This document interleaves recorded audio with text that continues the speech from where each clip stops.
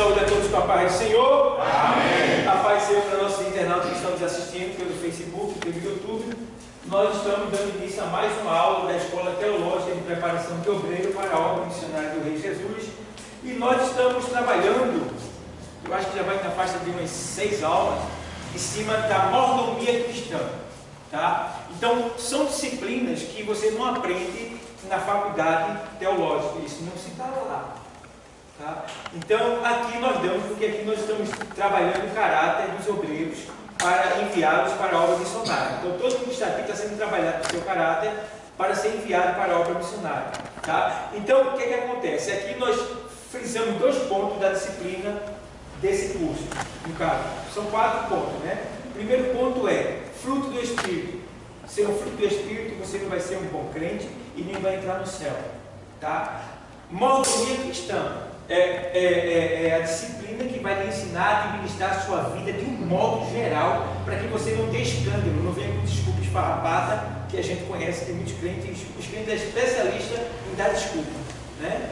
Então, mordomia cristã é justamente para você aprender a lidar com a administração do seu dia, da sua vida aqui na terra. De modo geral, abrange todas as áreas da sua vida: finanças, saúde, tempo, tudo abrange a mordomia cristã. De 2 pontos. O terceiro ponto é o uso de evangelismo, que a gente vai entrar possivelmente na próxima semana, depender, a gente já vai entrar no curso de evangelismo. Porque está pronto aqui, não na página, e deu um branco na impressora, a pessoa tira a vista, mas amanhã deve estar pronto já. Tranquilo. Então, a gente vai trazer o curso de evangelismo, onde a gente vai praticar aqui dentro, tá bom? A gente vai aprender. Vou até pedir que o presbítero Sidney, eu vou convidar domingo, toda a mocidade vai ter que estar aqui, porque toda a mocidade sai no evangelismo, mas não sabe evangelizar. Ele sai por amor, sai por desejo, mas precisam aprender. Tem muitas coisas que ele não sabe ainda, e eu preciso preparar os moços daqui. Então, todos os moços vão estarem aqui no curso de evangelismo. Claro, não vou forçar a paz. Se um disser que não quer vir, eu não posso forçar, mas eu vou convidar para que todos estejam aqui, tá? Para fazer esse curso de evangelismo. E o 4º ponto é a homilética, que é a arte de pregar, que é quando a gente já foi formado no nosso caráter, aprendeu a ministrar a nossa vida, né? Aprendeu a evangelizar, pegou os pontos espirituais do evangelismo, e aí agora a gente vai aprender a manejar bem a palavra de Deus, que é quando vocês vão aprender a ministrar a palavra, se comportar diante da multidão, do público, da igreja, como sentar, como levantar, como falar, como se expressar. Vai ter tudo isso no curso de homilética. Bom, então a gente abrange esses 4 pontos no curso. E hoje a gente vai dar continuidade à disciplina de mordomia cristã, que já estamos terminando. Então a gente terminou a mordomia, né? A gente está na mordomia dos dízimos ainda, e vamos também a importância do dízimo. Eu vou ler aqui para vocês, porque a gente já estudou muito sobre dízimo, mas quanto mais melhor, porque vocês vão saber como refutar alguém que bate contra o dízimo. E a gente também vai aprender que é motivos para a mordomia. Então, o que acontece? Nós paramos aqui nesse texto. Abre a tua apostila na página número 43. Eu quero de antemão, claro, fazer lembrar nessa aula que o meu vice, né, está aqui comigo, o pastor Márcio, tá? Ele é o meu vice, digamos aqui. Eu sou o primeiro, eu sou o dirigente geral aqui em Pernambuco, ele é o dirigente geral aqui em Pernambuco também, tá bom? Então ele está dizendo a honra, está aqui comigo, pastor Márcio, que a gente está tendo muito trabalho na igreja, o Rio de Janeiro, o Pernambuco, está tendo muito trabalho burocrático, muita coisa, a igreja está crescendo, tá? Tem tendência de crescer muito ainda, tem algumas pessoas que estão prestes a agregar o nosso ministério, e muitas coisas estão acontecendo, e realmente a gente está orando a Deus, pedindo a Deus que nos ajude, porque tem muito trabalho para pouca gente. A gente está sobrecarregando algumas pessoas da secretaria, tá? Todos nós aqui estamos sobrecarregados, está faltando homens para nos ajudar, mulheres para nos ajudar, mas a gente está conseguindo fazer, tá? Dificuldades está vindo, saúde, a saúde da gente fica debilitada porque é muito trabalho. Ontem eu e ele, a gente estava conversando ontem, meia-noite, alguma coisa, eu tive que me despedir dele, vou dormir 3 horas para ir trabalhar, né? 3 horas eu saio, então a gente se despedir e fomos dormir 3 horas de pé para ir para SEAS. Então, é aquele tipo da coisa, é muito trabalho, mas eu glorifico a Deus que Deus não nos abandonou, Ele está conosco, né?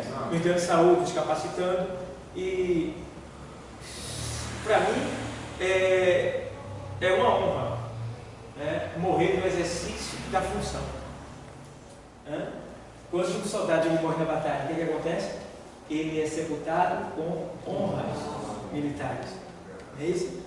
Imagina que as honras militares do soldado é aqui na terra, mas as honras militares desses soldados que estão aqui é lá na glória. Entendeu? Então vale a pena sofrer pela causa do Senhor.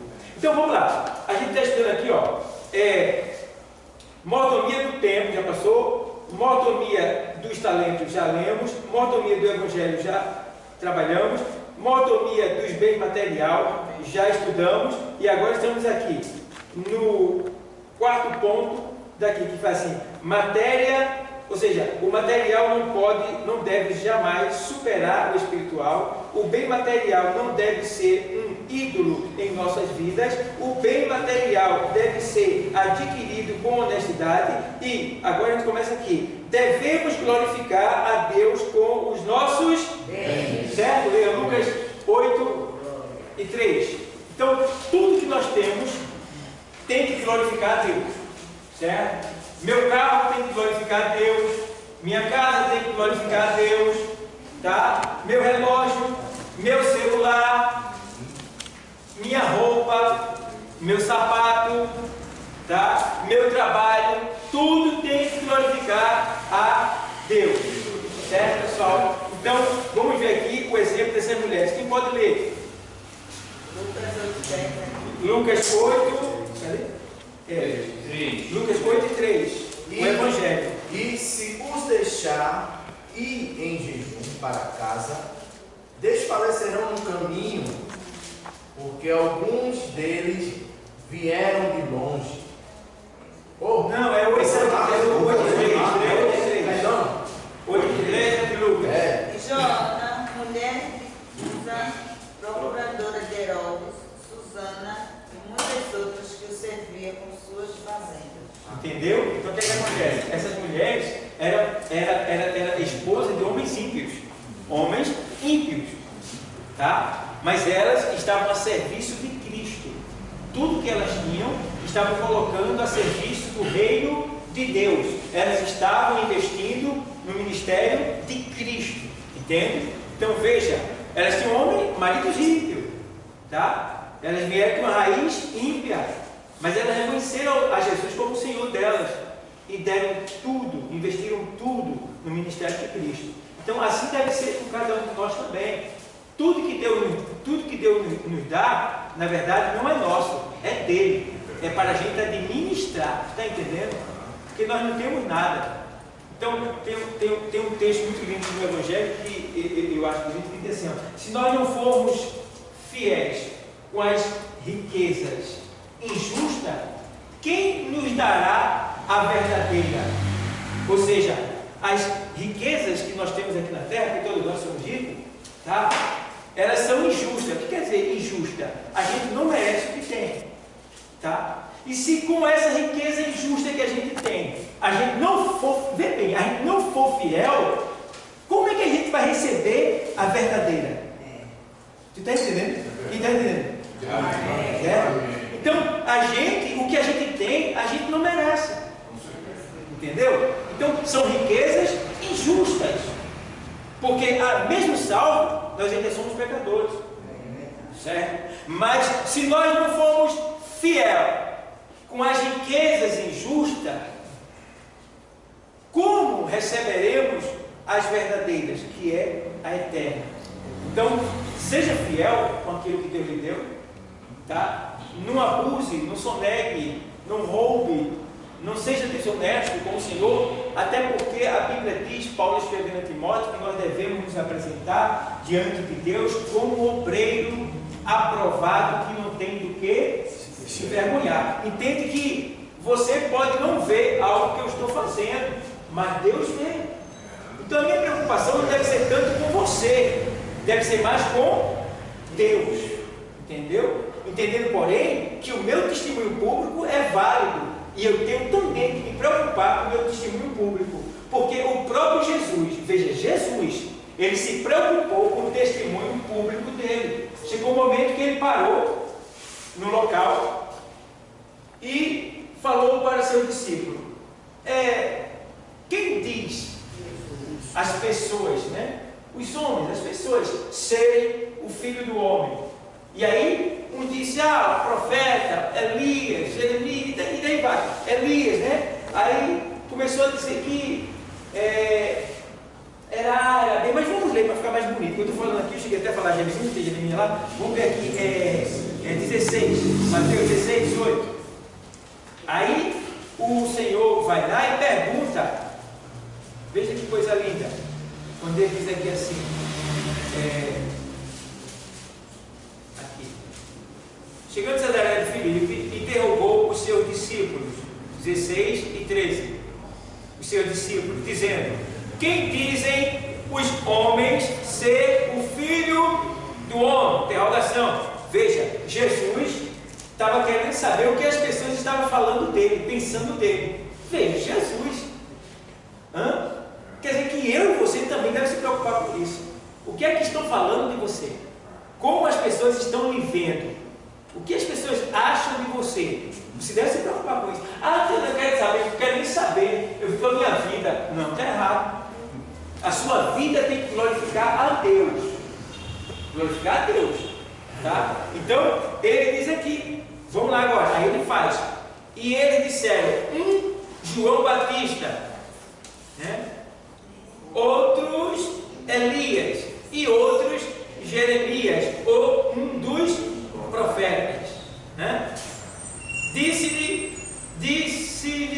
ele: e vós, quem dizeis que eu sou? Então Jesus estava preocupado com o testemunho dele lá fora e estava preocupado com o testemunho dele dentro de casa.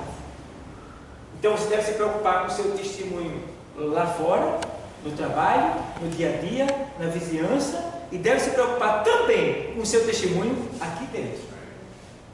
Porque tem gente que é crente aqui e não é lá. E tem gente que é crente lá e não é aqui. Então você tem que ser crente aqui e crente lá. Entendeu? Jesus, ele focou por 2 pontos. Tá? Então agora ele vai perguntar para os de dentro de casa o que é que pensam dele, né? E aí ele vai lá e diz. E Jesus respondeu, disse no 15, e disse-lhe ele: e vós, quem dizeis que eu sou? E Simão Pedro respondeu, disse: tu és o Cristo, o Filho de Deus vivo. Glória a Jesus. Ninguém contestou. Ninguém falou mais nada. E o próprio Jesus disse: rapaz, na verdade te digo que não foi carne nem sangue que tu revelou isso, mas o meu Pai que está no céu. Então você vê que está aí. Testemunho aprovado. Você está aprovado nas 2 áreas. Se não está, procure se organizar. Procure ver como é que está a sua conversação, suas amizades. Se está comprando, está pagando. Como é que você está andando, como é que você está se vestindo, tá? Está tratando bem seu vizinho, está dando boa tarde, boa noite, tudo bem? Seu patrão, seus amigos de trabalho, você trata todos eles bem? Como é que está? Veja isso daí. Porque quando isso estiver ok, quando você estiver indo bem, você sem saber, você vai estar fazendo pessoas se converterem a Cristo. Veja bem. Então, é importante que isso aconteça, tá bom? Então, alguma pergunta? Todos entenderam?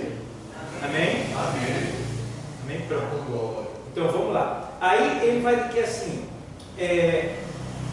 aí faz assim, o dízimo, Malaquias 3:10.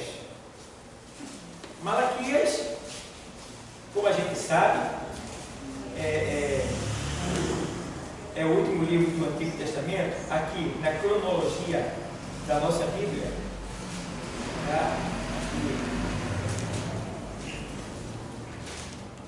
E parece até uma ação, uma coisa assim espiritual. Quando está no Espírito, você discerne tudo. Malaquia é o profeta que foi rotulado como sendo aquele que realmente falou, que tratou sobre dízimos e oferta, né? Muito se fala de oferta e de dízimo no Antigo Testamento, mas Malaquia fechou, como sendo ele o último livro da nossa cronologia bíblica, tá? Então ele fechou aqui com essa palavra de dízimo, como se ele estivesse dizendo assim, ó, isso é uma coisa que tem que ficar para sempre. Como vocês já estudaram acerca do dízimo das ofertas, já aprenderam muito, então isso aqui é só para frisar. Então ficou aqui no último livro do Antigo Testamento.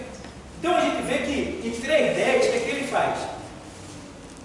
Ele diz: trazei todos os dízimos à casa do tesouro, para que haja mantimento na minha casa. Veja bem, e depois fazei prova de mim, diz o Senhor dos Exércitos, se eu não vos abrir as janelas do céu e não derramar sobre vós uma bênção tal que dela vos advenha a maior abastança. Aí veja bem, aí aqui, o que é que a gente vê nesse texto aqui? Primeiro ponto, o Senhor diz, trazei, então não junte dízimo em casa. Eu estou juntando, você vai cair na tentação, não junte, traga logo. Pegou, traga logo. Porque uma vez chegou uma pessoa lá em casa e perguntou para mim, pastor, eu recebi meu dinheiro, né, e eu guardei o dízimo, e assim, eu gastei o dinheiro e eu estou precisando assim, faz mal se eu gastar o dízimo que está em casa? Disse, faz. Como assim você quer gastar o dízimo? Porque veja bem, se você ficou com 9 partes, não resolveu, você acha que vai resolver com a 10ª? A menor parte? Então você está errado. Então para que não aconteça isso com você, dai a Deus o que é de Deus e a César o que é de César. Certo? Então, aí o que você faz? Trazer todos os dízimos à casa do tesouro para que haja mantimento. Então, se você não quiser ficar juntando, é o tempo que chega a conta de luz, é o tempo que precisa comprar uma água, precisa comprar um copo, uma cadeira que quebrou, alguém para fazer a manutenção. Então, quer dizer, faltou porque você não trouxe, então traz logo. E você não vai sofrer a tentação, até porque aquilo não é teu mesmo, tá? Então, vamos lá, trazer todos os dízimos à casa do tesouro, para que haja mantimento, né? A casa do tesouro, para que haja mantimento na minha casa. Na minha casa, pronto. Agora, veja bem, já falei isso várias vezes e torno a falar. Você não dá o dízimo para ser abençoado. Você paga o dízimo porque já foi abençoado. Certo? Então, Deus não vai lhe pedir nada que Ele não lhe tenha dado. Certo? Primeiro Ele te dá e depois Ele te dá. Que coisa boa, como é bom, né? A coisa de Deus, né? Primeiro Ele te dá e depois Ele pede. Deus não vai te pedir se tu não tem. Entende? Então, primeiro Ele vai te dar. O que é que eu faço quando eu dou esse envelope aqui para a oferta missionária? Eu digo, ó, você vai levar esse envelope para casa e vai fazer essa oração. Você tem que fazer essa oração. Senhor, está aqui. Eu não tenho dinheiro, esse envelope está vazio, a tua obra missionária está precisando. Eu quero que o Senhor me dê dinheiro para eu botar nesse envelope e entregar para a tua obra. Porque a Bíblia diz que Ele é aquele que dá semente ao que semeia. Então você quer semear? Deus vai te dar semente. Que semente é? O dinheiro que você está precisando para semear na obra. Aí as pessoas levam aqui, ali, pessoal, pastor, aqui, não tem data para trazer. Você traz quando você conseguir, Deus vai mandar, não sei quando. Sabe quando você receber de Deus? Aí o pessoal chega e vai entregando os envelopes. Certo? Então, é o tipo da coisa. Aqui deixa bem claro que nós devemos trazer, devemos ter esse cuidado para que haja mantimento na casa do Senhor e depois fazer prova de mim, diz o Senhor dos Exércitos. Então, essa prova aqui não é você chegar porque você devolveu o dízimo. Senhor, eu dou o dízimo, Senhor, eu estou passando por isso, por aquilo. Se você devolve o dízimo, você não vai nem precisar reclamar. Porque Deus vai criar situação para que você vença a situação que você se encontra. Porque se você reclamar, aí você já vai estar perdendo a bênção que poderia receber. Porque você está reclamando com alguém que não te deve nada.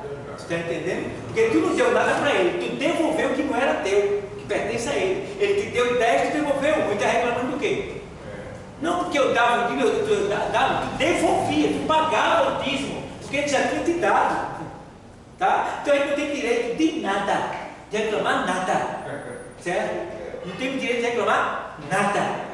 Então isso aí é formação de caráter espiritual, para que a gente não venha fazer feio diante do Senhor. Porque nós temos que nos apresentar como obreiro que não tem que se envergonhar diante do Senhor. Certo? Então, eu posso estar muito bem com você, mas lá nessa toca eu posso estar muito mal com Deus. Certo? Para mim o que importa não é estar bem diante de você, mas sim diante de Deus. Porque, claro, se eu estiver bem diante de Deus, isso vai refletir no meu tratamento para com você, na minha vida para com você. Entendeu? Então precisamos ter esse cuidado. Então a gente vê aqui que ele faz assim, vamos ver mais aqui. O dízimo não é uma prática legalista, pois muito antes da lei ser outorgada, já se utilizava essa prática. Então, vocês estudaram isso, tá? Eu estou só acompanhando o raciocínio da apostila, mas a gente já deu tudo isso, tá? Você já entende, já sabe muito bem que dízimo, tá? Era um método usado pelos reinos antigos para que houvesse mantimento nos reinos. Era um tipo de imposto pago. Isso fica provado quando Melquisedeque vai ao encontro de Abraão e Abraão lhe paga o dízimo, tá? Por que Abraão deu o dízimo? Foi porque Melquisedeque pediu? Não. Ele deu porque Abraão, naquele tempo, já sabia muito bem que isso era uma prática do mundo antigo. Certo? Era uma prática do mundo antigo. Aí é aí que entra o código da muralha, que eu trouxe, mostrei para vocês, tá? O código da muralha. Tá? O que Moisés fez para introduzir os códigos dentro da lei, para que fosse cumprido. E a gente aprendeu também que a fé não anula a lei, aos Romanos 13:31. Aprendemos isso também, que a fé não anula a lei. Aprendemos em 5:17 de Mateus que Jesus não veio destruir a lei, abrogar a lei, mas sim cumprir a lei. Tá? Porque ele veio cumprir, porque a gente não conseguiria jamais cumprir, então ele veio cumprir, e o preço foi aquele que ele pagou, a morte, certo? Então ele veio cumprir, não veio abrogar e nem destruir, e nem anular. Veja bem, tá? Agora, claro, que existem leis de diversos tipos. Então as leis de holocausto, de sacrifícios de animais, isso tudo tem um processo, e muito disso cessou, porque tem que entender quem é Jesus. Jesus era o Cordeiro Pascual. Então Jesus, antigamente, ele era representado por um animal, para tirar o pecado do pecador, ou seja, não tirava, cobria, tá? Então ele veio como homem para tirar verdadeiramente o pecado e colocar sobre si os nossos pecados. Então Jesus é o Cordeiro Pascual. Por quê? Porque ele verdadeiramente levou sobre si todos os nossos pecados. Certo? Então, a lei do sacrifício ali foi estagnada. Por quê? Já existe o sacrifício. E foi quem? Cristo. E que não pode morrer de novo. Só é uma só vez, um sacrifício só. Certo? Então, tem toda essa questão que a gente aprendeu aqui, estou só relembrando a vocês, tá? E aqui também que precisa entender que no texto aqui ele faz assim, já se o dízimo, ou seja, o dízimo não era uma prática legalista, pois muito antes da lei se outorgava, já se utilizava essa prática. Gênesis 14, 18, né? O 14 e o 18 e 20. Vocês vão ver aí, a gente já estudou isso, não vou lembrar para ganhar tempo. Então, quando fala de Abraão, fala de Jacó, tá? Se você for nos primórdios, aí vê bem, Abraão e Jacó. E no Egito antigo, porque quando Abraão existia, o Egito também já existia. Não era poderoso como era no tempo do povo de Deus quando estava lá, tá? Mas já existia. E essa prática de dízimo era praticada no Egito antigo, está lá na aula que a gente estudou. Então o Egito praticava o dízimo. Olha aí, veja que coisa linda, né? Então todas as nações eram regidas por esse código financeiro chamado chamado dízimo. Certo? Isso era um controle. Entendeu? E aí, se você vê quando José vai passar as coordenadas para Faraó, ele começa a fazer tipo de porcentagem ali.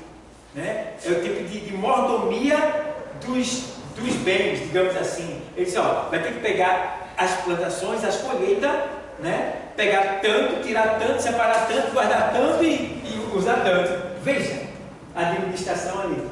Então tudo isso acontece, vem lá dos tempos dos antigos, dos primórdios, tá? Então, no que diz respeito ao dízimo, a gente não estudou isso aqui que eu dei hoje, frações, né? Então a gente vai estudar um pouquinho disso aqui hoje para a gente aprender. Por quê? Eu disse para vocês que se vocês souberem administrar bem o seu salário, no final do ano, você vai ter aproximadamente 5 mil reais guardado. E sua esposa não pode saber disso. As esposas não escutaram nada, viu? Eu falei. O marido também de pastor, mas quem não pode saber é ele. E é?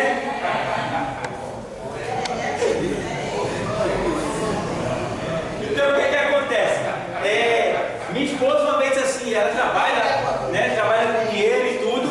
E minha esposa disse, rapaz, tu não junta 100 reais por semana, rapaz, por mês. Tu não vai 100 reais por mês, rapaz.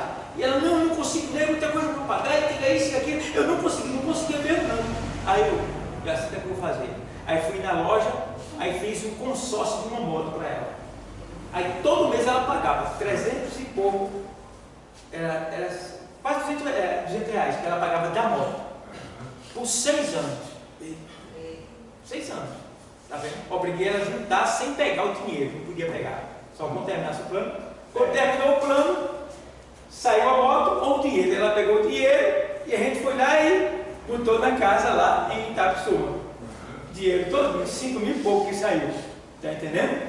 Eu também comprei uma moto e comprei uma motozinha velha. Não quero nova não, não quero velha, não quero velha. Porque quando a nova sair, eu quero dinheiro para investir lá. Aí 6 anos também pagando. Quando terminou, peguei o dinheiro, bum, na minha casa. Entendeu? Então isso chama-se investimento de administração para um futuro melhor. Se você não tiver isso aí, você vai ter que pedir a A e a B. Vai passar vergonha, privações, tá? E você tem que ter cuidado, principalmente se você trabalhar, tá? Então, o que é que acontece? Existem métodos porque muitos de nós não conseguem juntar dinheiro em casa. Quer se juntar? Lembra que está lá, né? Na primeira dificuldade você vai lá e pega. Então, sabendo quem é você deve prender esse dinheiro para que você mesmo não consiga pegar ele.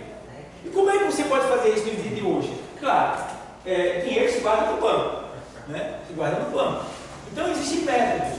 Então, existem diversos tipos de investimento no seu banco que você pode investir com segurança, sem correr risco e sem arriscar de certa forma, de uma maneira tal que lá na frente você possa resgatar esse dinheiro corrigido e fazer alguma coisa com ele. Então, por exemplo, tem vários tipos de banco, cada banco tem os seus tipos de plano de capitalização. Aí está falando sobre mordomia dos bens materiais, tá bom? Então tem tudo a ver com as finanças. Então, plano de capitalização. É um plano que o banco lhe oferece, que está lá no seu banco. Você vai lá, pergunta ao gerente, qual é o plano de capitalização que tem aqui no banco? Ele vai dizer, tem esse plano daqui. Desse plano daqui, você junta 100 reais todo mês. Depois de um ano, você pode resgatar ele sem nenhuma perda. Só depois de um ano. Tá? Mas o plano é de 4 anos. Você vai juntar 4 anos. E só pode pegar ele depois de um ano. Então, você está juntando. Aí você juntou o primeiro ano. Se você tiver dificuldade, você pode pegar o dinheiro que você juntou dentro de um ano. Se tiver 9 meses, você não pode pegar. E até pode. Mas se você botou 1.000, você vai receber 400 reais. É um prejuízo terrível. Então você mesmo não vai querer pegar. Então você vai juntar ali nesse plano de capitalização e vai deixar lá. Vai esquecer. Todo mês vai descontando do seu salário, do dinheiro que você bota lá, e você esquece aquilo ali. Então, com 4 anos, digamos, você juntando 100 reais, veja bem, 100 reais é pouco por mês, tá? Do seu salário. 100 reais equivale a 9% do seu salário. Então, se você juntar 9% do seu salário, 100 reais, todo mês, em 4 anos, você vai ter R$4.800, no caso é 4 anos, dá 48 meses, né? Vai ter R$4.800. Se você ficar... porque vai ter o débito. Isso, aí a gente entra nesse assunto aqui. Então, você vai ter, veja bem como o negócio é fácil. Como você está apanhando. Você juntando R$100 por mês. No final do plano, você vai ter 4.800. Tá? E no final do ano, você vai ter 1.200. Só que os 1.200 que você vai ter, eu coloquei aqui um salário. Vamos lá, vamos estudar para confirmar ali. Então eu coloquei aqui o seguinte, veja bem. Mordomia de bem material. Estudando mordomia das finanças. Tá? Como administrar o nosso dinheiro ou salário. O salário é 1.320, acho que é isso, né? 1.302. 302, né? Então, eu tenho 1.320 aqui. Então, vamos lá. Que dá um projeto aí para 1.320, né? Não faz memória, não é 1.380. Só em maio. É isso, 1.320. Então, vamos lá. Então, você recebe R$1.320. R$1.320. Então, você vai tirar desse R$1.320 10% de... Isso aqui vai devolver. Tá? R$132 é sagrado, é o primeiro. Pegou ele, você já tira logo. R$132. Já é aqui, eu estou devolvendo para o senhor que me deu 1.320. 132 não é nada. Tá? 10% do seu salário você está devolvendo. Aí acontece, aqui é igual a R$132, não é isso? Aí, claro, você ficou com quanto? Menos o dízimo, ficou com R$1.188. Desse R$1.188, você vai pegar 10% dele e vai investir no plano familiar, que é justamente o plano de capitalização no seu banco. Certo? Então, nesse plano de capitalização pode ser um plano de previdência social. O que é um plano de previdência social? Você chega no banco e diz, eu quero fazer um plano de previdência, que é um plano de aposentadoria para o futuro. Tá? Então você vai investir ali, hoje, daqui, você vai investir por 20 anos. Então ela já dá a soma de quanto você vai ter em 20 anos. E você escolhe ou pegar o dinheiro todo ou ficar recebendo aquele salário constantemente. Você escolhe. Ele chama-se plano de previdência. Todo banco tem isso, tá? Então esse plano de previdência você pode juntar e também você pode tirar a hora que você quiser, depois de um ano. Vocês estão entendendo? Amém. Certo? Gerente, eu quero fazer um plano de previdência. Aí ele faz, você quer contribuir com quanto? Eu quero contribuir com 10% do salário, R$130 todo mês. Aí ele já diz, em 20 anos, quanto é que você vai receber se conseguir juntar os 20 anos. Mas você não vai juntar, às vezes você não consegue juntar os 20 anos. Aí com um ano tu está precisando, 2 anos tu pode precisar do dinheiro, aí tu vai lá e pega o dinheiro. Aí fica vazio, aí você começa de novo, certo? Mas o que você precisa? Se você não precisar, deixa lá. Chama-se plano de previdência de capitalização, tá? Então, eu falei plano de capitalização e tem outro plano que eu falei há pouco tempo, eu esqueci o nome. Então, tá aí, plano de capitalização. Aí você vai juntar, ou então você vai fazer um produto, pegar um produto do banco que seja retornável a você. O banco tem muitos produtos que você paga por ele e depois ele devolve o dinheiro para você, corrigido, certo? Por exemplo, eu tenho um seguro.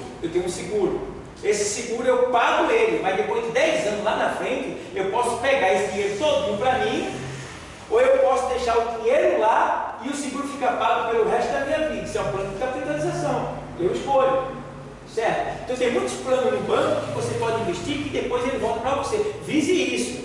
Um plano que tenha retorno para você, corrigido, tá? Então você vai e usa esse plano. Por quê? Quando você faz isso, você tem um dinheiro guardado para uma emergência. Uma emergência. Tá? Então, por exemplo, eu tinha meus investimentos, mas eu não digo nem para minha esposa. Ela sabe que eu tenho, não sabe quanto, nem como é, porque nem eu posso pegar e também não posso ajudar ninguém. Porque nem eu posso pegar para mim, quanto mais para os outros. Então é uma coisa sagrada, séria. Tá? Então você vai lá e investe nesse plano de capitalização. Então o que acontece? Você pega aqui, tirou o dízimo, ficou R$1.188. Aí você vai pegar 10% do seu salário, que equivale aqui, ó, R$118,80. 10% do seu salário que ficou. tá? E vai investir no plano familiar, que é um plano de capitalização. Então, R$1.188, no caso, R$1.188, estou errado, né? Não, tá certo. Tá certo, né? 118,80. É, 118, então, 118,80. Então, 118,80 aqui, tá? Multiplicado por 12. Dá quanto veio? Vê aí. Sendo, aí dá. Você quanto é que dá?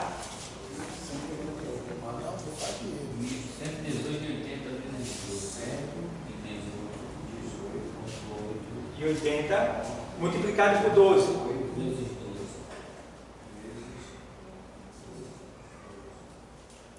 1.425,60.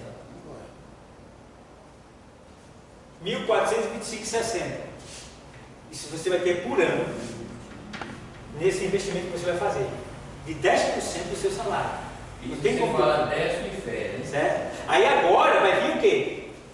No plano que eu botei aqui, eu coloquei assim: 1.320, tira o dízimo 132, dá para devolver para o senhor, tá? Ficou 1.188, 1.188 menos 118,80 para o plano familiar, ficou quanto de salário? 1.069,20 centavos. Tá? Aqui, ó, 1.069,20 centavos. Você tirando do plano familiar. Então você tem 1.069,20 centavos. Tá? Isso aqui é o salário que você tem. Certo? Então, no salário, que é durante o mês, vai ter um mês do ano que você vai receber o PIS, que é um salário. Não é isso? É um salário. Então vai vir 1.069 com mais 1.320.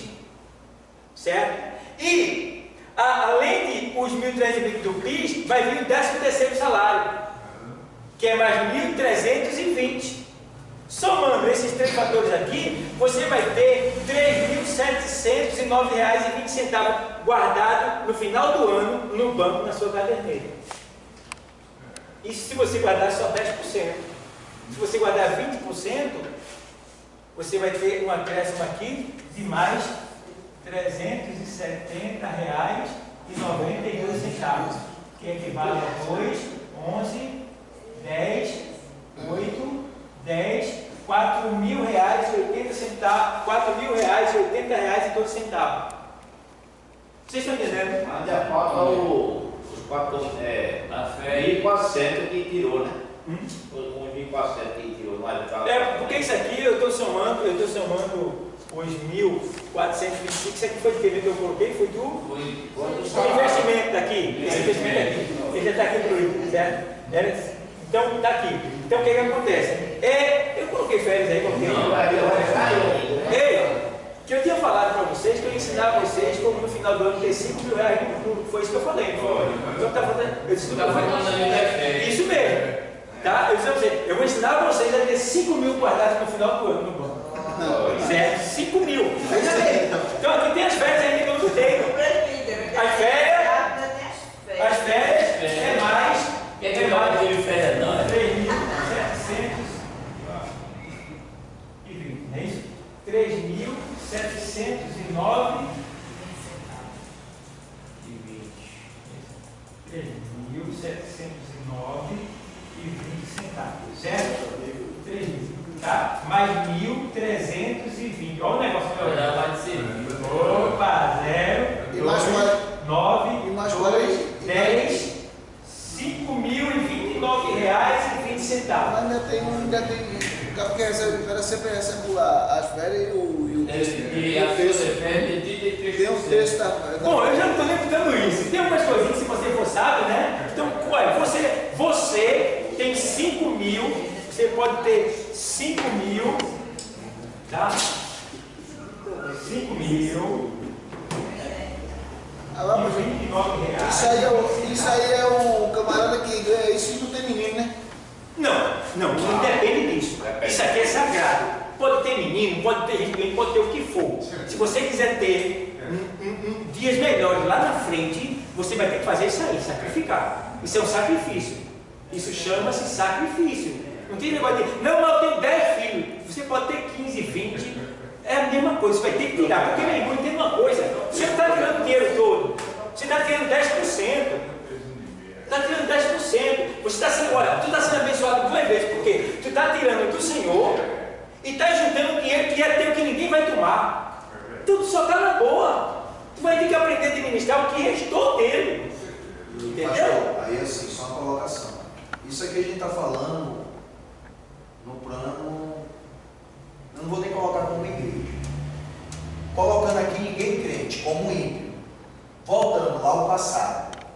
Nós não tínhamos meninos, nós tirávamos mais do que isso aí nos bairros. Em todas as outras situações, isso aí eu já cheguei a gastar R$1.000 numa balada. Então, isso aqui é o mínimo. Entendeu? Estando na presença de Deus. E a gente fora farra com prostituição, com outras mulheres mesmo sendo casadas. Então a gente tirava isso aqui. Quer falar? Faz 7 anos que eu sou viúva. Meu marido, ele fez, quando ele fumava bebida, ele fez uma porcentagem de quanto ele gastaria de cigarro e bebida. Há 7 anos atrás, deu 700 de cigarro e 1.000 e pouco de bebida. Não, Não, estou dizendo porque foi interessante agora eu falar isso. Isso foi durante 1 ano. 700 só de cigarro. Isso há 7 anos atrás. Quanto ele gastava de cigarro? Está vendo o que dá para fazer? Agora a gente é ruim para a gente mesmo. Irmão, eu estava de pé, eu ia para o trabalho todo dia de pé. Eu disse, eu não vou dizer nada para a mulher não. Porque a mulher, na primeira necessidade, ela quer usar o dinheiro que você tem. Eu sei que tem homem que às vezes é pior do que mulher. Mas é mesmo, as mulheres são mais, porque cada vaidade está na natureza dela. Ela querer um sofá melhor, uma casa melhor, isso melhor, isso melhor. O homem é mais assim, tanto vai como tanto fez. Né? 90% dos homens é assim, tanto vai como tanto fez. E os homens vaidosos também. Mas as mulheres, a maioria delas. Tá? Então a tendência da mulher, sabendo que o homem tem, ela correr logo para aquele socorro. Então cabe a você, como homem, não dizer isso para sua esposa, mas até que eu estou ensinando você o mau caminho, não. Porque esse dinheiro não é seu, esse dinheiro é da família, é seu e dela, seu e dela. Então, minha esposa, naquele momento, ela está precisando de um jeito de eu ver ela triste, e eu tenho que dizer não, porque eu tinha um propósito, que era o quê? Comprar uma casa. Eu tenho um propósito de comprar uma casa, eu tenho um sonho de comprar uma casa. E se eu não comprar uma casa, a velhice da gente, como é que vai ser? Então, não importa o que eu tenho que fazer agora, ainda que eu tenho que sofrer agora, mas lá na frente eu vou gozar. Então, não importa o que eu tenho que fazer, o que tenho que chorar, mas eu vou ter que juntar esse dinheiro. Então, muitas vezes, ela precisou e eu disse que não tinha. E ela buscou ajuda, tá? E resolveu o problema. Resolveu. Por várias vezes, resolveu. Tá? E quando chegou a hora de comprar, eu apareci, ela disse, rapaz, como é que tu conseguiu, rapaz? Eu digo, minha filha, a gente pagou o preço. Se eu tivesse dado a você, a gente não tinha conseguido. Entendeu? Então ela sabia. Então é isso que eu digo para vocês. Vai ter uma hora que sua esposa vai precisar. Mas isso aí, peraí.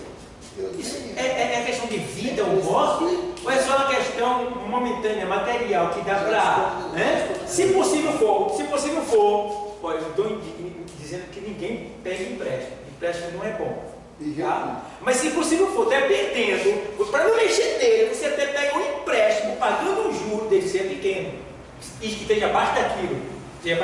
Para você pagar aqui, sem que ela perceba, para ela ver que você realmente pegou um dinheiro emprestado e chega a pensar que você não tem nada, mas tem, está guardando para ela mesmo, entendeu? E você paga aqui, e você pagou o juro, mas você não mexeu nele. Porque se você não vigiar, você limpa tudinho e fica sem nada. Aí lá na frente acontece uma emergência, tá? Um problema de família, um problema de saúde sério. Um exame que tem que pagar 2 ou 3 mil reais, está entendendo? Um carro, alguma coisa que você tem que quebre, um rachadura na casa que você mora, digamos, vai ter que botar viga, essas coisas. E agora? Eu vou recorrer aqui. O banco, tu vai ter que ter crédito bom lá para poder pegar. Se for pegar com a agiota, está arriscado morrer se não pagar. Então veja bem. Então você vai ter que ter esse cuidado. Então, resumindo tudo, você entendeu, acredito, que no final do ano, se você fizer assim, só juntando 10%, se você juntar 20%, vai ter mais. Então, você vai ter aqui, ó, 5 mil reais guardado na poupança. Isso no, Sil, é um ano. Um ano.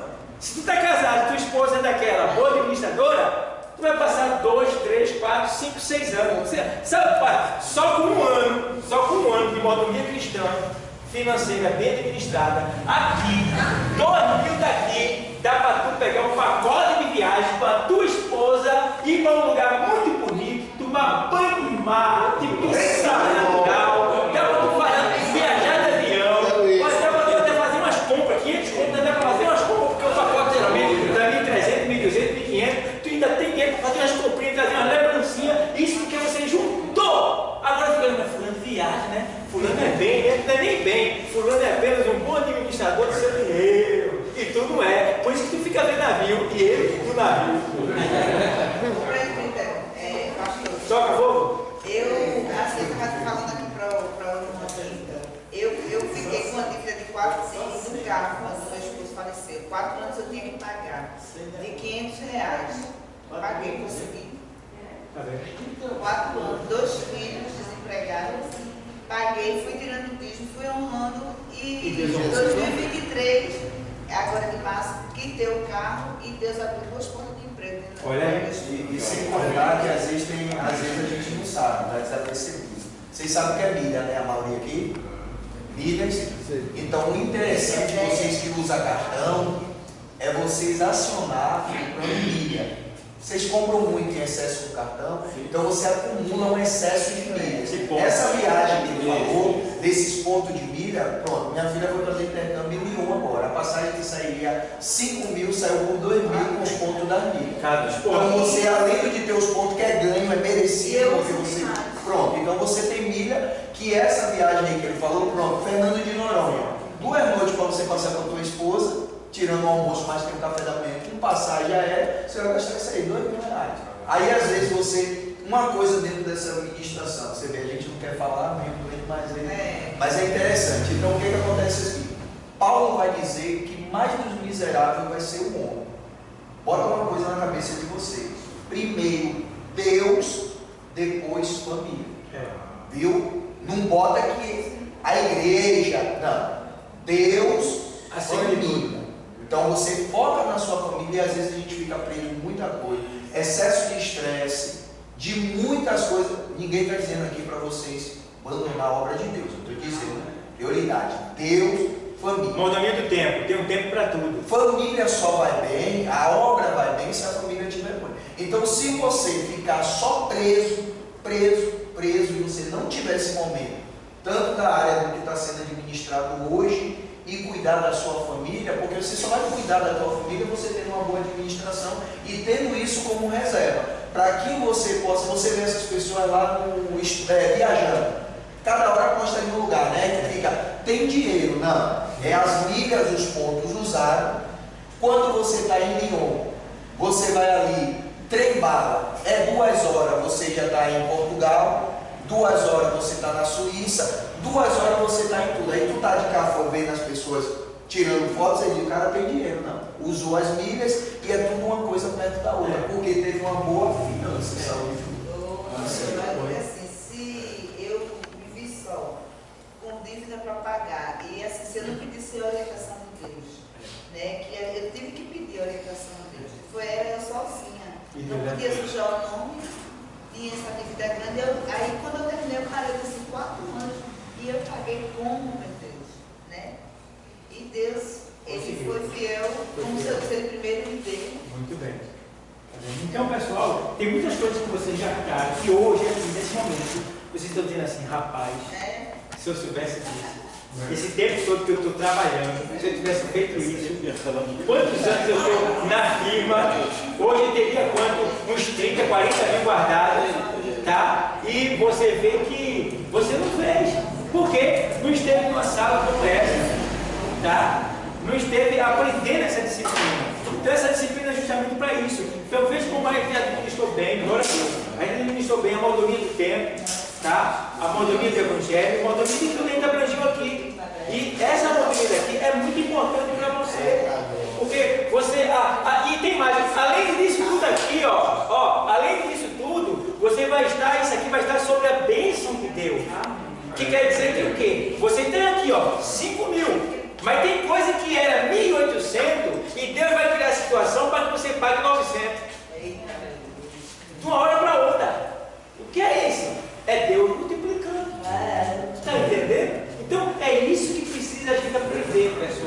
Ó, o jovem, meu Deus do céu, esse jovem, porque os jovens estão aqui. É uma pena. Mas os jovens, eles têm tudo para serem jovens aqui, bem sucedidos financeiramente, com as aulas que têm aprendido aqui. Só Júlia, Kaique, poucos que vêm. Mas se ele vier bem, principalmente a gente que é velho, vai ficar sem administrar desse jeito, imagina os jovens. Então amanhã eu vou ver esse jovem bancando construção de igreja, num bom emprego, doando grandes quantias para a igreja, porque eles vão ser ricos, porque eles estão aprendendo o verdadeiro caminho, o caminho da prosperidade. Porque uma vez que prosperidade é quando o cara vai para uma igreja que pega a prosperidade e lá você vai ficar próspero. Não, prosperidade é isso aqui, meu irmão. Porque prosperidade, biblicamente falando, é portas abertas. E as portas estão abertas para você. O que falta é sabedoria para entrar por ela. Que não está tendo uma boa administração. Tá? E aí você perde tudo que Deus lhe deu, porque não soube administrar. Então, aprendemos assim. Que, veja bem, quantos benefícios a gente tem e a gente não usa. Então, façam isso, pessoal. Então, plano de capitalização, procure no seu banco. Tá? Até na poupança, tem na caixa, todo banco tem. Vai lá, gerente, eu quero saber qual plano de capitalização que vocês têm aqui para investir seu dinheiro. Aí tem lá, tem plano, tem de 60, tem de 80, tem de 120, tem de 200 e vai-se embora. Tem até de 50, pastor. Entendeu? Então, pronto, recentemente, eu comprei, aí eu falei assim, poxa, o pastor tem dinheiro, comprou uma moto de 20 mil à vista. Foi, eu não estava nem por dentro, estava com a minha velhinha lá, aí ele disse, tá, eu vou dar um empurrão nessa velha para me disparar daqui. Aí botou o ladrão, vai levar tudo. O ladrão levou o lixo lá, agora tu vai ser obrigado a comprar, tu vai ficar de pé e eu vou te ajudar. Aí foi lá, Deus, aquela situação, aí eu recorri a quê? Já estava juntando mais de ano já, comprando capital, estava lá, 2 que eu tinha guardado. Previdência que eu tinha também, fui lá, falei para o gerente, eu quero resgatar, eu vou precisar de fazer uma compra do veículo. Pedi, emprestou o banco me ofereceu, mas eu ia pagar do irmão, isso me deve. Terminou eu e Deus, sozinho, comprei sozinho, eu e Deus. E aí fui lá, resgatei previdência, resgatei plano de capitalização, resgatei tudinho, juntei, dei entrada, o resto parcelei no cartão, e pum, comprei a moto da administração. Está entendendo? Se eu tivesse juntado a primeira moto aqui, casei, não tinha nada, eu peguei 3 latas de leite ninho também, que é 1 quilo cada um. Vocês sabem que é a lata de leite ninho, né? Leite também, pronto. Quando saiu a moeda de R$1, eu juntava mesmo, todo dia eu juntava lá a moeda. Quando foi com 1 ano e meio, as 3 latas estavam cheias de moeda de R$1. Meu irmão, que peso, irmão. Que peso. Tem um saco assim, aí foi no banco. 3 latas de 1 quilo, mas não dá 1 quilo, tu sabe, né? Eu acho que tinha uns 10 de cada um, que era moeda dentro daquela lata, né? Sei lá. Pesado demais. Aí botei no saco, chamei o motoqueiro, foi pro banco, chegou lá, tinha R$2.700. Tudo de R$1. Eu botei mais de 300 e comprei uma moto para mim. Parei de andar de tempo. Porque eu juntei. Se eu não juntasse, não tinha. Então tu não tem, porque tu não junta. Aí tem, ou tu vai ter que ir não junta porque não tem. Tu tem, agora tu não está juntando. Entendeu? E tu não tem força para suportar quando tu está juntando, termina recorrendo lá. Então faça de um jeito que você não consiga pegar. Certo? E aí, ó, vai dar 5% para você. Amém, igreja? Alguém tem uma pergunta? Alguém tem alguma pergunta a fazer? Alguma pergunta? Eu estava ansioso para essa aula, mas só podia dar nessa época agora. Porque tem que passar por todas as outras disciplinas da mordomia. Então, meu irmão, sinceramente, a vida de vocês é outra agora. De respeitar a administração financeira, vocês não mudam se não quiser. Não mudam se não quiser. Veja que vocês aí tem pessoas que trabalham aí há não sei quantos anos aí e não tem. Imagina, se a cada ano você estivesse fazendo isso, esquecido, deixado para lá. Hoje você tem dinheiro para comprar qualquer coisa que você quisesse. Um carro do ano, uma chácara, né? Não vou dizer que na beira da praia, mas mais próximo de uma praia, né, que tem terreno bom. E daí vai, muitas outras coisas você poderia ter dinheiro para comprar. Mas pega o dinheiro, aí quando está com dinheiro, aí está acostumado na charquezinha, no ovinho, mas quando pega o dinheiro, vou comer picanha todo dia. Vou comer filé todo dia, vou para o restaurante, né? Vou comer camarão, lagosta todo dia. Para que isso, rapaz? Para que isso? Você come uma vez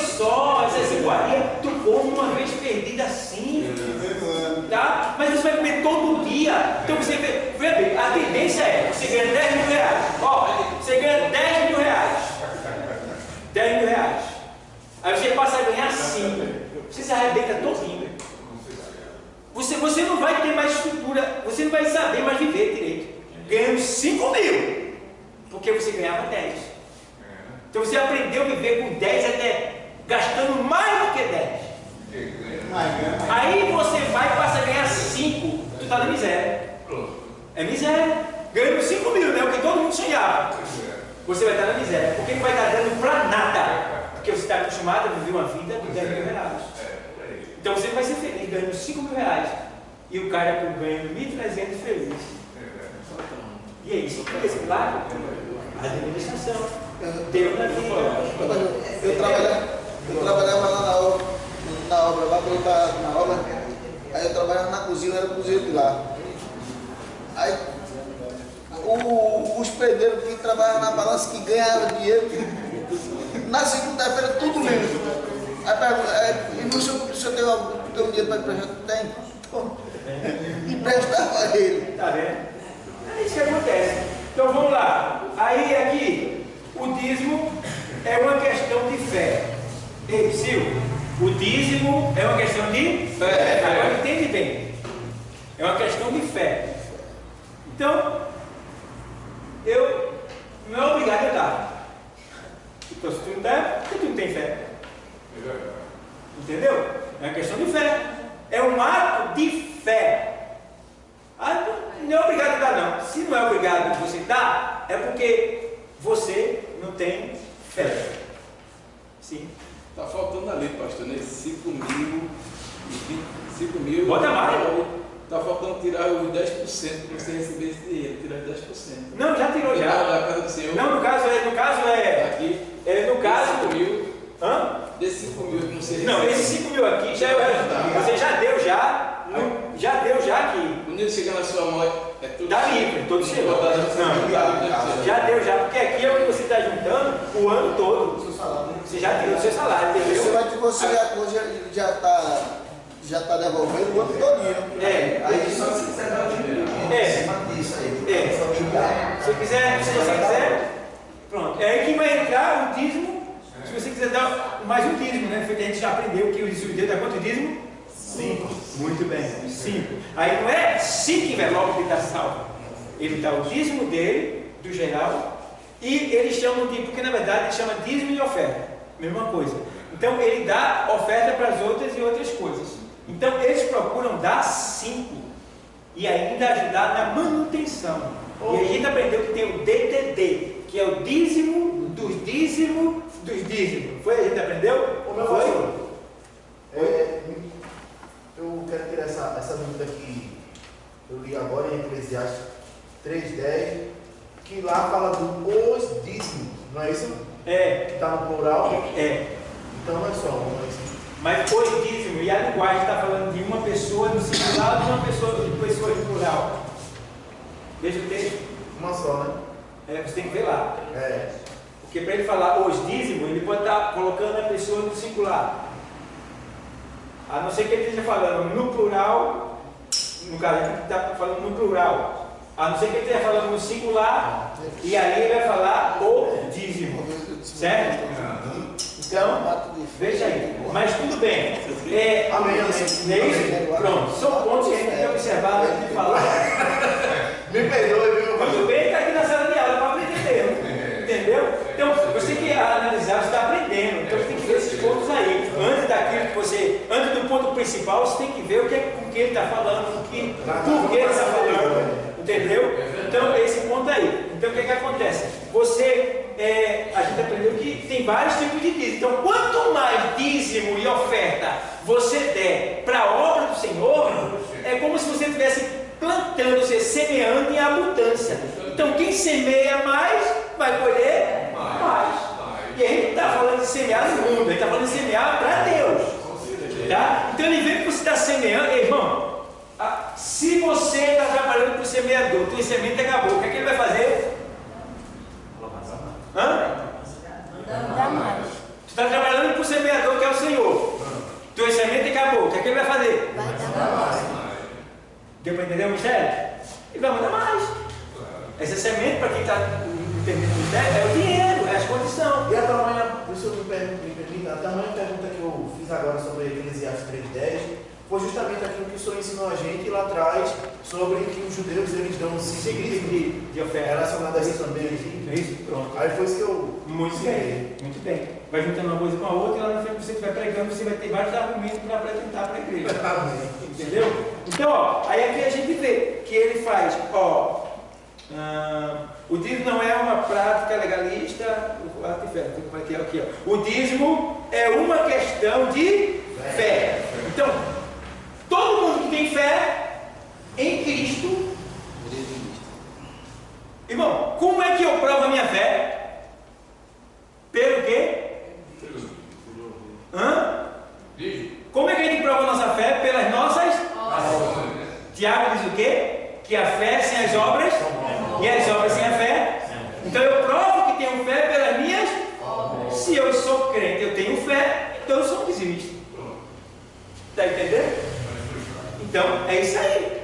Então aqui ele faz o dízimo, ou seja, o dízimo é uma questão de fé. Não deve ser dado por obrigação.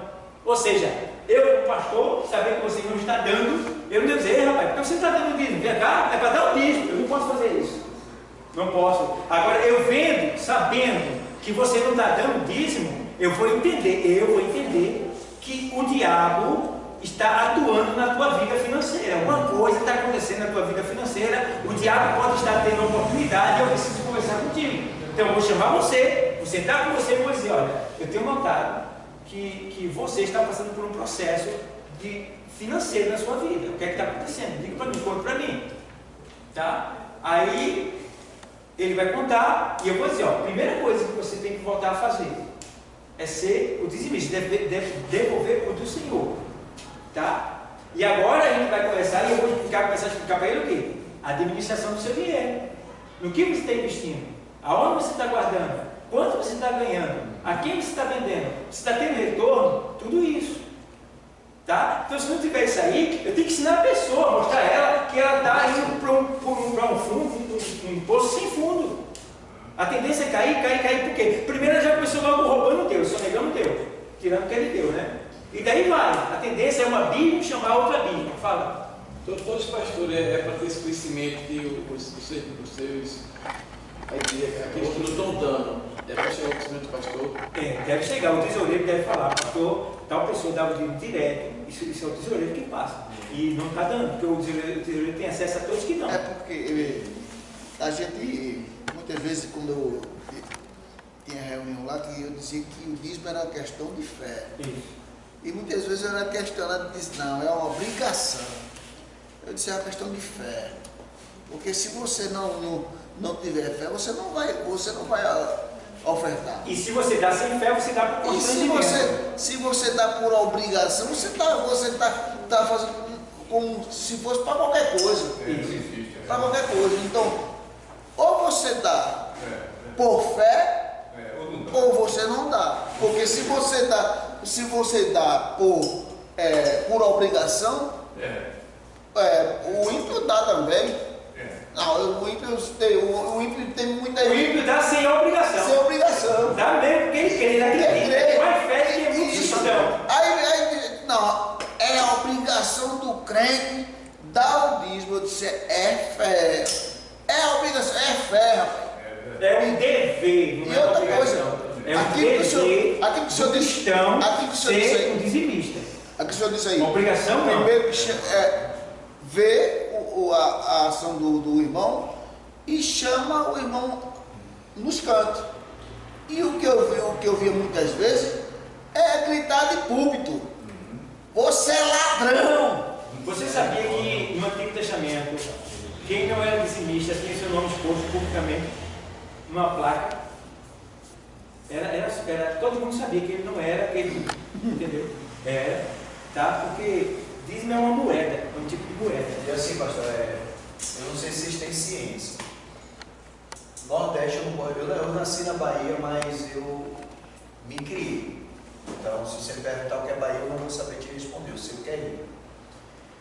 Lá, nossas igrejas lá, no Ministério Grande, o que é que funciona? Porque você acaba sendo exposto. Porque no momento que você é dizimista e o tesoureiro comunica a liderança que você não dá, teu nome é tirado da escala. Obreiro. O obreiro, o nome saiu da escala e só entra na escala depois que ele pagar. Nós tivemos um, hoje em dia ele é um pastor, ficou constrangido e foi embora. A nossa igreja era perto da do pastor, você já ouviu falar. Quando se fala nisso aqui, eu estou falando da mordomia. Quando se fala em teologia, primeiro nome que vocês precisam entender. Eu falei isso aqui com vocês, na maioria, na primeira aula. Vocês não conhecem esses nomes, para quem você perguntar, ele tem que saber esse nome. Antônio Gilberto. Falou de teologia, vocês têm que falar do nome Antônio Gilberto. Esse é o pai, um dos homens da área do Brasil, da área de teologia. Então, essa aqui traduziu essa Bíblia aqui. Essa é a Bíblia pentecostal? É. Então, quando nós se fala, é uma congregação muito grande. Então, assim, esse presbítero eu congregava lá. Esse presbítero, ele recebeu, ele trabalhava com, como é o nome? Esse telhado que a gente bota, essa galeria. Ele tinha uma empresa, então ele pegou 3 trabalhos de 100 mil. Pegou o primeiro de 100 mil, e quanto era o dízimo dele? 10 mil. Ele deu? Não. Depois ele pegou outro de 100 mil, era mais quanto? 10. Ele pegou o outro, virou 300 mil. Pegou muito dinheiro ou não? Não quis ser fiel no povo, ficou devendo, foi tirado. A última vez que eu estive no Rio, que eu fui na loja dele, ele disse: vou pagar, que seja, botou como uma obrigação, vou pagar e vou pedir minha carta de mudança e vou embora. Ele estava certo ou errado? Quem estava errado foi negligente, foi ele. Então acontece muito isso. Aqui pode não acontecer isso, aqui mesmo acontece da gente ter e não expor dessa maneira e nem tirar de escala. Mas na maioria dos ministérios as pessoas têm que entender: ministérios sérios por aí, teu nome querendo ou não, vai acabar sendo exposto e você vai ser tirado das atividades. Porque tu é um obreiro e seria o primeiro a dar o quê? Exemplo. O exemplo que tu não está dando. Como é que você vai poder pregar sobre dízimo? Como é que você vai poder falar sobre dízimo? Se você é o primeiro negligente da obra. Então não pode ser dado por obrigação ou com objetivo de se ter algum tipo de retorno, certo?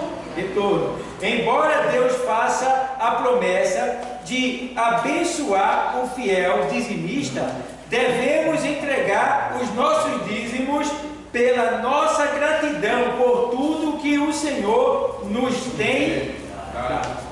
Entendeu?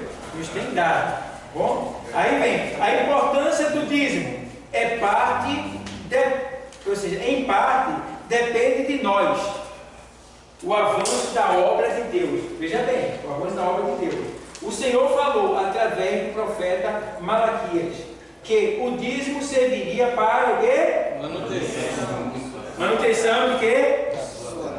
De sua casa. É isso? 3:10. É com o nosso dízimo, é com os nossos dízimos que a igreja pode o quê?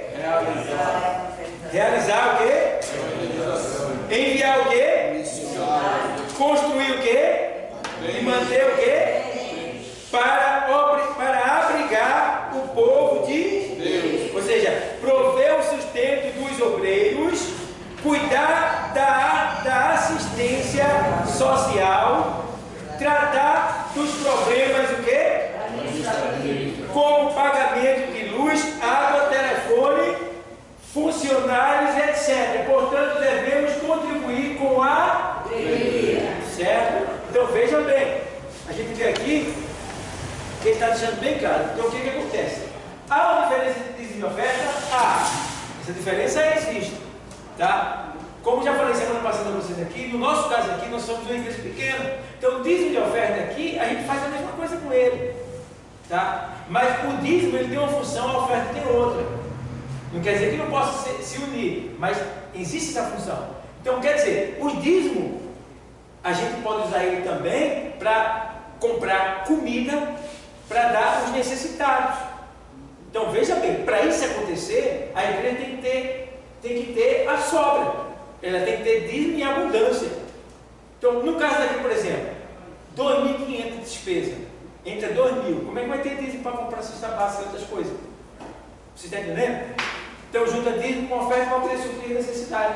Mas quando a igreja é bem organizada, bem estruturada, tem muitos membros, muito dinheiro, então ela deve ter a área social dela, que é a área que vai atender a necessidade dos órfãos e das viúvas, certo? E no caso do desempregado, também, em algum caso, uma cesta básica, mas não todo mês para ele não ficar viciado. É aí que tem que ser usada a filantropia. O que é filantropia?